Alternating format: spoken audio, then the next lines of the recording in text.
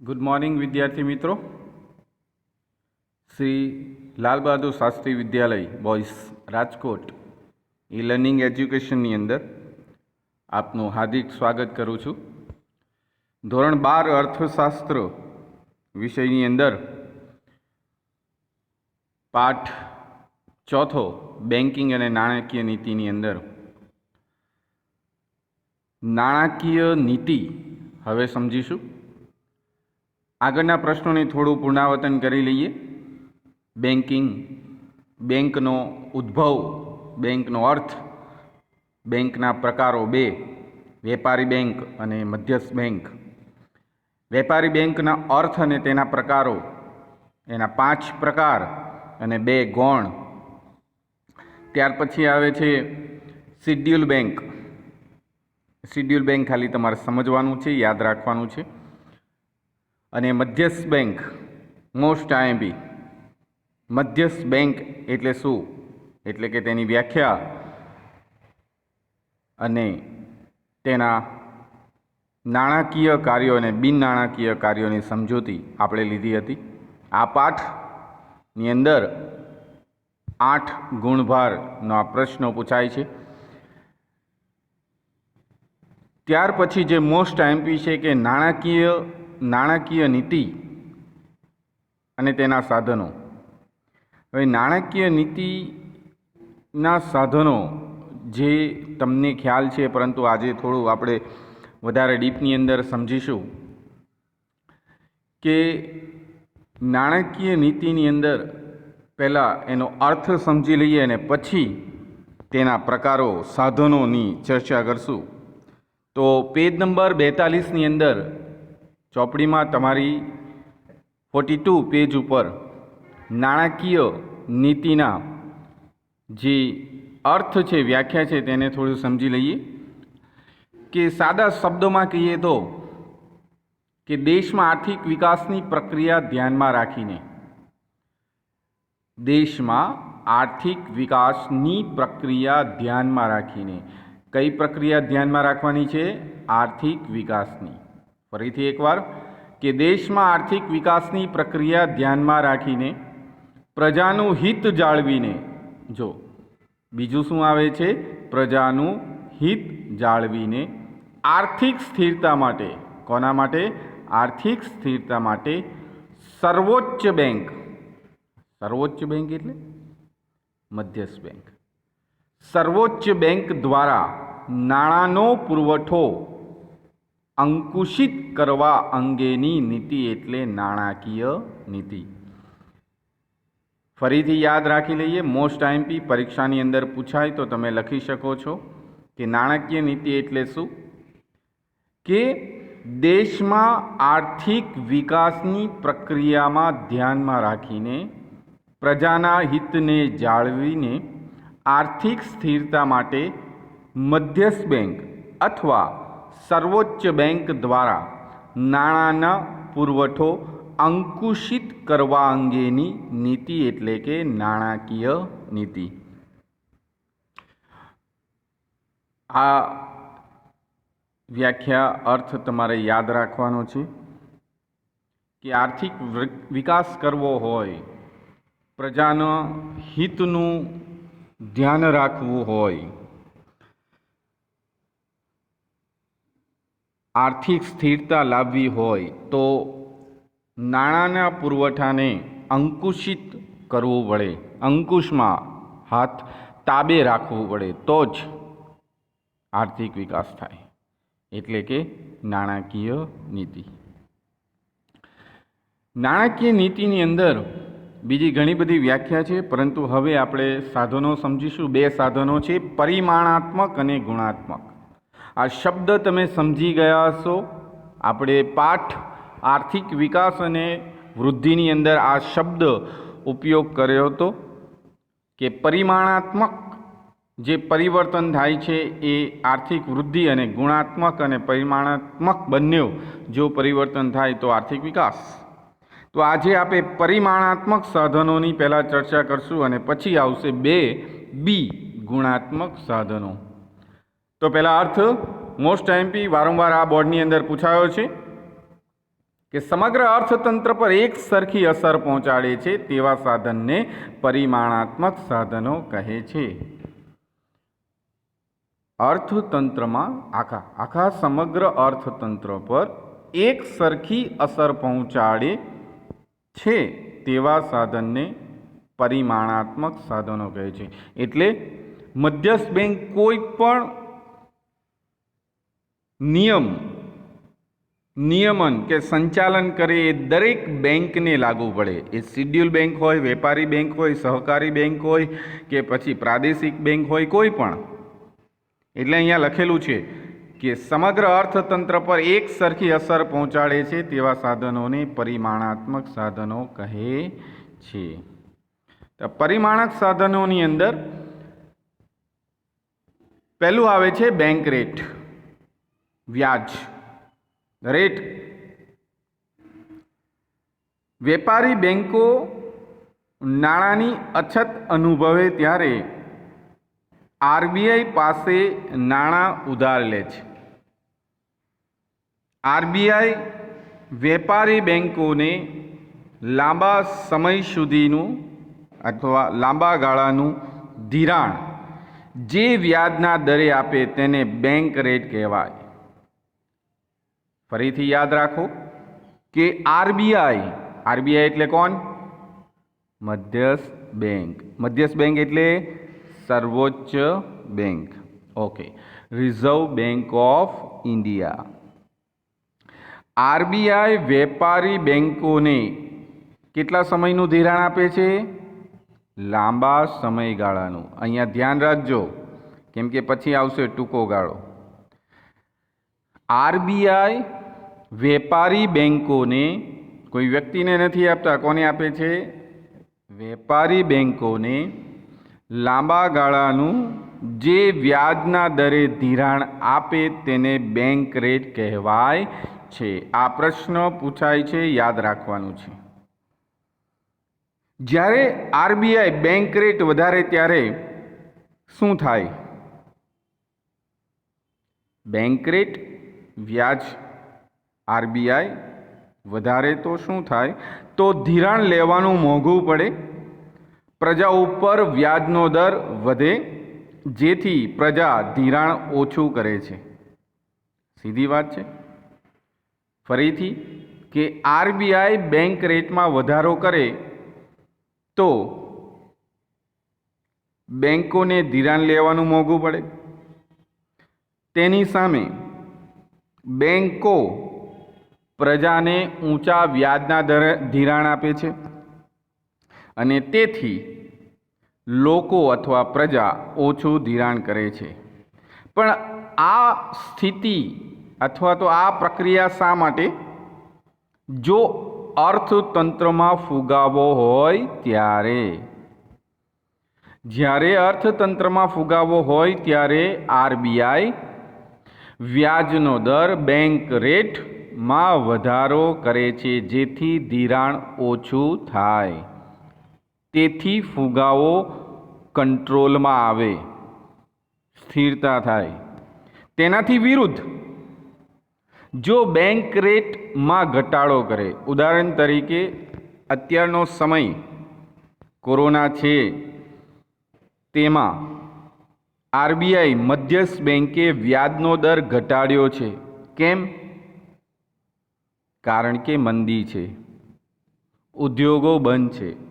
અત્યારે ચાલુ છે, અત્યારનો સમય, પહેલાં બંધ હતા 2 થી 3 મહિના. તેને ફરી શરૂઆત કરવા માટે બેંક રેટ ઓછો કરે, જેથી વેપારી બેંકો વધુને વધુ ધિરાણ લોકોને આપી શકે ઓછા વ્યાજના દરે અને ધિરાણ બજારની અંદર ફરે, મૂડી રોકાણમાં વધારો થાય, ઉત્પાદનમાં વધારો થાય અને અર્થતંત્રમાંથી મંદી દૂર થઈ શકે છે.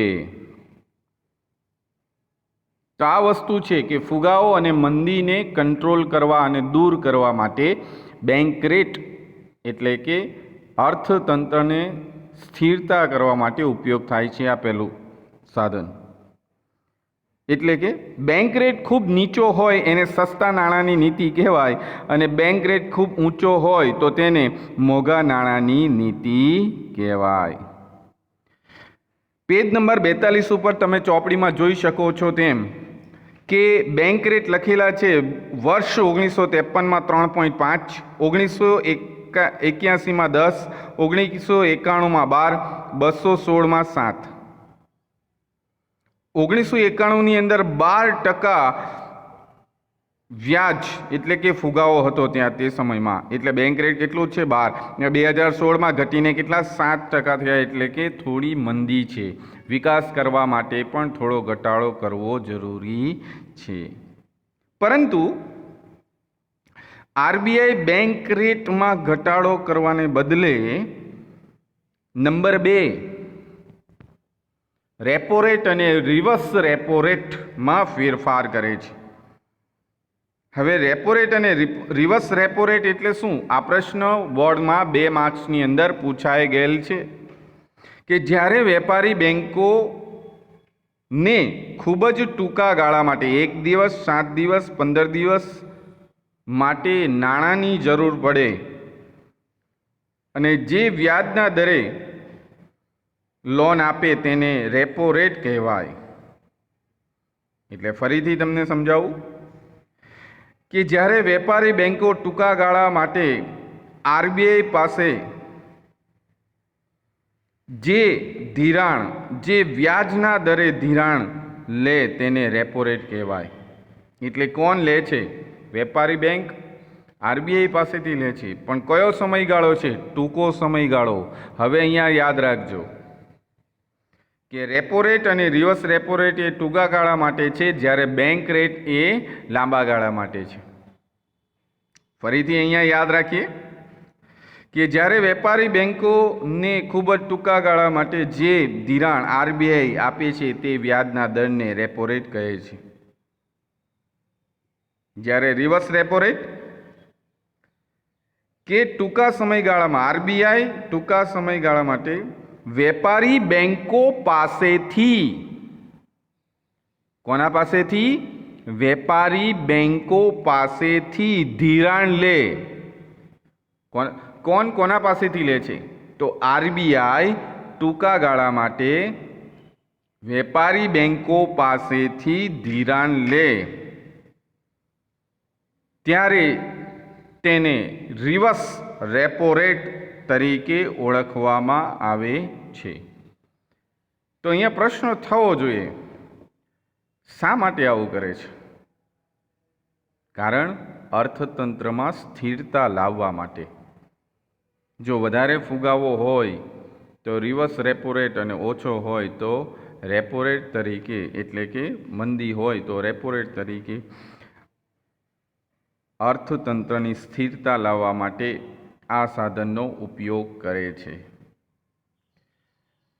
43 પેજ ઉપર તમારે આંકડાકીય માહિતી છે, તમે બુકમાં જોઈ શકો છો કે છેલ્લા કેટલાક વર્ષોમાં રેપો અને રિવર્સ રેપો રેટ છે કે વર્ષ જાન્યુઆરી 2006માં રેપો રેટ 6.50 થી ઘટીને રિવર્સ રેપો રેટ 5.50, માર્ચ 2010ની અંદર 5.0, રિવર્સ રેપો રેટ 3.50%, ઓગસ્ટ 2016માં 6.5, રિવર્સ રેપો રેટમાં 6. આ આંકડાકીય યાદ રાખવાની નથી, સમજવાની છે. તો આ થયા તમારા 2 મુદ્દા. 1 bank rate, number 2 repo rate અને રિવર્સ રેપો રેટ. આ પરિમાણાત્મક સાધનો છે. નંબર 3 કપરા સમયમાં સ્થિરતા લાવવા માટેની જોગવાઈ. હવે કપરો સમય એટલે શું? પહેલો તો એ સમજવું પડે. કપરો સમય એટલે કે અમુક એવા સંજોગો ઊભા થાય, નાણાંની અછત હોય, નાણાંની કટોકટી હોય, ત્યારે વેપારી બેંકો આરબીઆઈ પાસે સરકારી જામીનગીરીઓ મૂકીને નિર્ધારિત દરે ધિરાણ લે છે. એટલે કે વેપારી બેંકનું નુકસાન વધુ થતું હોય, કૌભાંડ થયું હોય, ઉચાપટ થઈ હોય, પૈસા ચોરાઈ ગયા હોય, ત્યારે આરબીઆઈ પાસે જામીનગીરી મૂકીને નિર્ધારિત દરે ધિરાણ લે છે. તેનો રેપો રેટ વધુ હોય છે. 2016માં આ દર 7%નો જોવા મળે છે અને તેને માર્જિનલ સ્ટેન્ડિંગ ફેસિલિટી કહેવાય છે. સૌથી વધારે મહત્ત્વનું પહેલાં બે સાધન છે, બેંક રેટ અને રેપો રેટ. આ બંને મોસ્ટ આઈએમપી પરીક્ષામાં પૂછાઈ ગયા છે અને બાકીના તમારે યાદ રાખવાના છે. નંબર 3, કપરા સમયમાં સ્થિરતા લાવવા માટેની જોગવાઈ. નંબર 4, રોકડ અનામત પ્રમાણમાં ફેરફાર, CRR, કેશ રિઝર્વ રેશિયો, જે આગળ આપણે જોઈ ગયા. શાક સર્જનની અંદર 20%નું રોકડ અનામત. કોઈ એક વ્યક્તિ 1000 રૂપિયા બેંકમાં મૂકે, એના 20% રોકડ અનામત રાખવા, એટલે 20% કેટલા થશે? 200 રૂપિયા. તો બેંક કેટલું ધિરાણ કરી શકે? 800. 800 વત્તા 200 એટલે કેટલા થયા? 1000. તમારા 1000 રૂપિયા છે, એમાંથી 20% બાદ કરો તો બાકીના 800 રૂપિયા ધિરાણ કરે, તો એને શું કહેવાશે? 20%ને રોકડ અનામત. શા માટે? કે અમુક ટકા 1934ની ધારા હેઠળ વેપારી બેંકો પોતાના થાપણને, એટલે કે પ્રાથમિક થાપણના અમુક રકમ જેટલી રોકડ અનામત પોતાના બેંકમાં રાખવી જરૂરી છે. શરૂઆતના સમયમાં, એટલે કે વર્ષોની અંદર, ચાલુ ખાતાની થાપણમાં 5%, લાંબા ગાળાની થાપણમાં 2% નક્કી કર્યું હતું.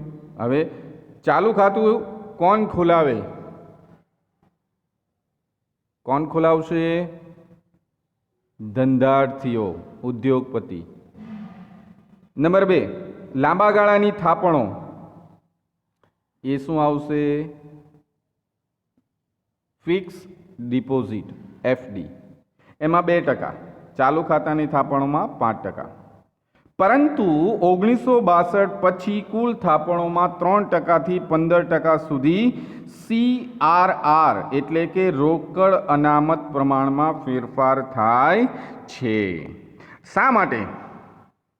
જો ફુગાવાને નિયંત્રણ કરવા અને મંદીને દૂર કરવા માટે સરકાર આ સાધનનો વધુ ઉપયોગ કરે છે. એ ડાયરેક્ટ વેપારી બેંકોને 3%થી 15% સુધી માર્જિન, અથવા તો એમ કહી શકાય અનામતમાં ફેરફાર કરી શકે છે. અને તેનાથી જો રોકડ અનામત CRR વધે તો શાક સર્જન ઓછું થાય, અને CRR એટલે કે રોકડ અનામતનું પ્રમાણ ઓછું, તેમ શાક સર્જન વધારે. આ તમારે સમજવાનું રહેશે. નંબર 5, કાયદા માન્ય પ્રવાહિતાનું પ્રમાણ, SLR, એટલે statutory liquidity ratio, SLR. Banking regulation act મુજબ કાયદા માન્ય પ્રવાહિતાનું પ્રમાણના નિયમો છે. કુલ થાપણના 25% જેટલું મૂલ્ય નકદ, સોનું, સરકારી જામીનગીરીઓ વગેરે સ્વરૂપે રાખવું જરૂરી છે. કે વેપારી બેંકો પાસે 25% જેટલું મૂલ્ય નકદ, રોકડા, સોનું અને સરકારી જામીનગીરી હોય તો તેને કાયદા માન્ય પ્રવાહિતાનું પ્રમાણ કહે છે. જો કાયદા માન્ય પ્રવાહિતાનું પ્રમાણ ઊંચું, તો બેંકની થાપણો વધુ પ્રમાણમાં સરકારી જામીનગીરીમાં રોકી શકાય, જે રાજ્યના ખર્ચને પૂરો પાડવામાં વપરાય છે, જ્યારે નકદ અને સોનામાં રહે છે. આ પ્રમાણ SLR એટલે કાયદા માન્ય પ્રવાહિતાનું પ્રમાણ જો ઓછું હોય, વધુ હોય તો પ્રજાને તેટલા પ્રમાણમાં ઓછું ધિરાણ મળે, અને જો ઓછું હોય તો પ્રજાને વધુ ધિરાણ મળે. જેવી રીતે રોકડ અનામત, એવી રીતે આવે છે કાયદા માન્ય પ્રવાહિતાનું પ્રમાણ. ત્યાર પછી આવે છે ખુલ્લા બજારનો કાર્ય, OMO, open market operation, OMO. કે અર્થતંત્રમાં નાણાંનો પુરવઠો વધારવા કે ઘટાડવા RBI ખુલ્લા બજારમાં સરકારી જામીનગીરીનું ખરીદ વેચાણ કરે છે. ઉદાહરણ તરીકે અત્યારે રેલવેની અંદર ઘણી બધી ટ્રેનોનું વેચાણ થાય છે. રેલવેની અંદર કોન્ટ્રાક્ટ પદ્ધતિથી સફાઈ કર્મચારી અથવા સફાઈ કોન્ટ્રાક્ટર આપવામાં આવે છે. એસટીની અંદર પ્રાઇવેટ વોલ્વોની શરૂઆત થઈ.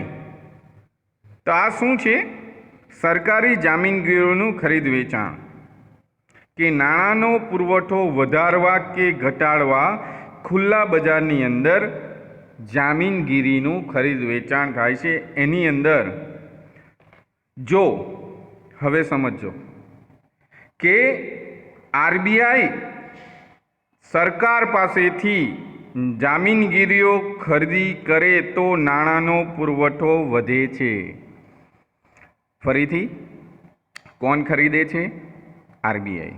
કોના પાસેથી ખરીદે છે? સરકાર. એક ઉદાહરણ કે સરકાર આપણી ગુજરાત રાજકોટની વાત કરીએ અને મધ્યસ્થ બેંક આરબીઆઈ આપણા પાસેથી ખરીદી કરે છે જામીનગીરીમાં રાજકોટથી. તો આપણે શું આપીએ છીએ?